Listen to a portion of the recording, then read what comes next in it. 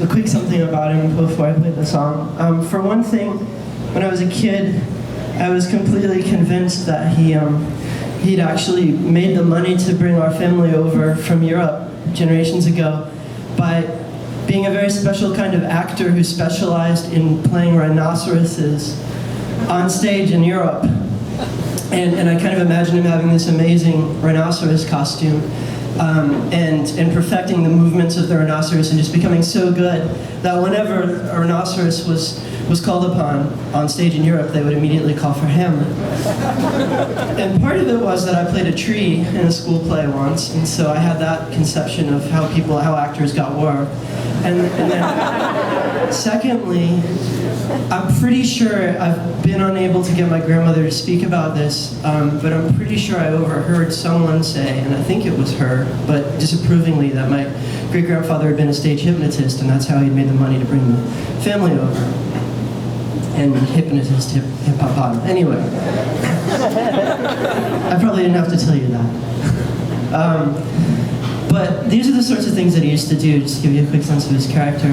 He used to do these things, and I believe they were for me, a lot of them, because children notice things. When you're a child, you can see things, and you can hear things, and you can learn things. Your imagination is wide open, and sometimes you can hear and feel all the air to touch you on the hand. You can see all the light in the room.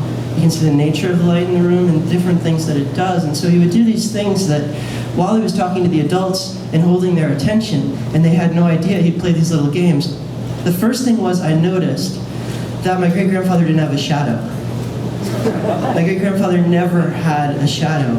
He'd be in a room, everything would have a shadow in the room, everybody in the room would have a shadow. My great-grandfather would not have a shadow. Now, of course, he did this as a game. He always stood where there was no shadow. But once he saw that I saw it, he'd start to do things like, I'd be staring at the fact that he had no shadow, transfixed. I'd be on the floor, all the adults would be talking. I'd look away, I'd look back, and his shadow would be twice as long as everybody else's in the room. Then I'd look back again, he'd have no shadow again. Then, I'd look away, and this is later, and his shadow would be an elephant. Or a flock of birds. He'd move items while in conversation with other family members and nobody knew but me. He'd start moving around a bag of groceries, a lamp, a bottle of beer on the table until his shadow became an elephant. And this was a game just for me. So anyway, this song is both for him and for old Pillowhead. Ladies and gentlemen, please welcome back to the stage Mechanized Organ Playing Tower.